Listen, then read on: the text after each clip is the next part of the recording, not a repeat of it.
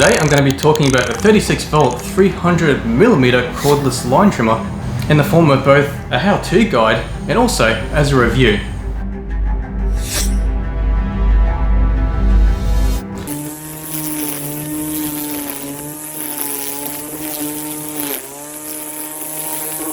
And now to explain this tool, I'll start from the top and then work my way down to explain all the features down to the bottom.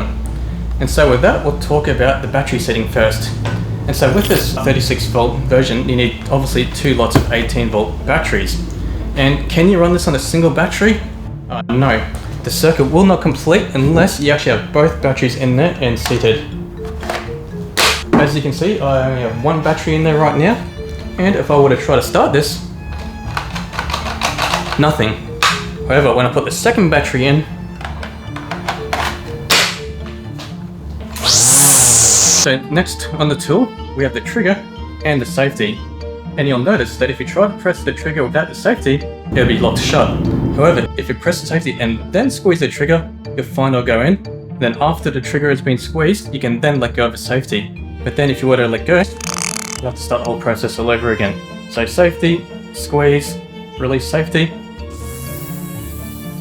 Now, one feature I do find a little bit annoying about this is that this is actually a throttle-based trigger.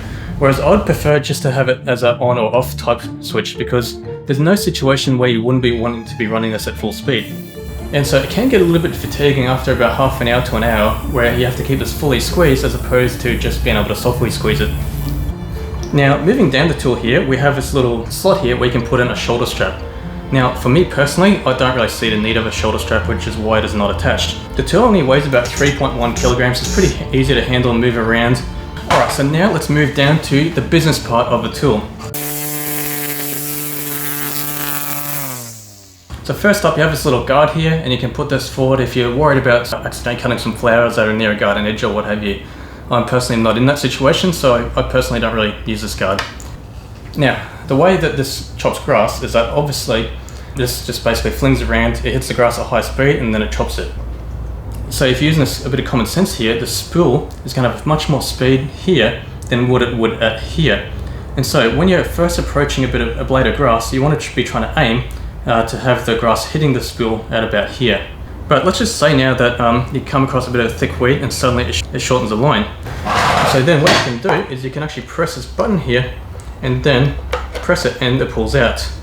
But if some of you are thinking, well, how about I make this really long and I can cut a lot? Unfortunately, there's a little blade here that sort of cuts it off if it gets too long. And so you will always be restricted to be cutting within the diameter of this line trimmer, which is 300mm or a radius of 15 centimeters. But now I can imagine that you're thinking that if you're going through an area that's very thick in weeds, it must be pretty annoying to be constantly stopping and pressing this red button and then pulling this out. But this does actually have a feature where what you can do is you could actually be working away, and then you could press this red button on the ground and then have the trigger running, and the inertia from this should theoretically release the line and then get out wider and wider. And so it is a pretty clever design concept.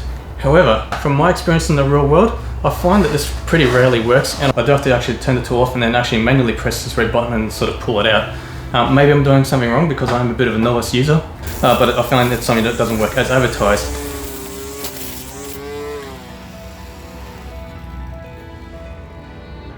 But with that being said, it's not that regular an occurrence. I mean, if you're just cutting normal grass, it pretty much never happens. It's only an issue if you're facing very thick weeds and overgrowth. And so that's pretty much the basics of the tool here.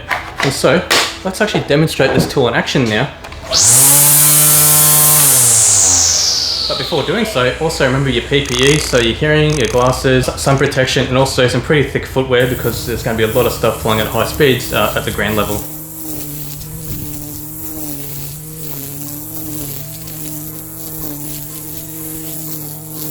So now I'll go over some tricks and tips on how to actually operate this tool to make it work very effectively for you.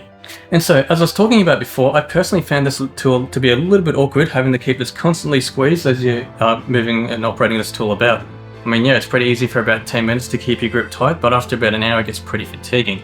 And I can really see the temptation of someone, say, getting something like a cable tie, putting it around the squeeze trigger, and then turning the tool on and off by putting the battery in and out of its seating. I mean, I personally wouldn't do that because if anything goes wrong while it's using the tool, not using the tool in the way it's been designed to be used, and obviously you'll be completely liable if anything goes wrong. But I could see why people would be tempted to do that. You want to be holding the tool where it's 30 degrees off from the ground.